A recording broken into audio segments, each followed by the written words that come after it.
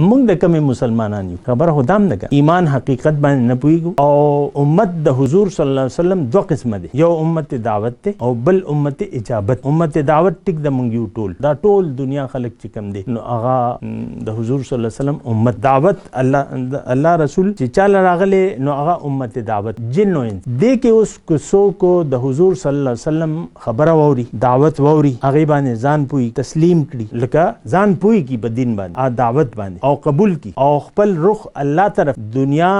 نشا کی او آخرت ته مخ کی زدا نه غوري چې دنیا پریږي دنیا استعمال بالکل لکه استعمال لپاره دنیا باندې وته آخرت ګټه مال ګټه الله لار کې خرج کوا یا خپل جان او مال الله ته حواله کا نو امت اجابت خبر کوم امت اجابت مطلب چې چا د حضور صلی الله علیه وسلم دعوت قبول کو ایمان وروړو آخرت ته مخ کړه دنیا نشا کړه دا امت اجابت دا مؤمنان دي د لپاره بخنه د قران په حساب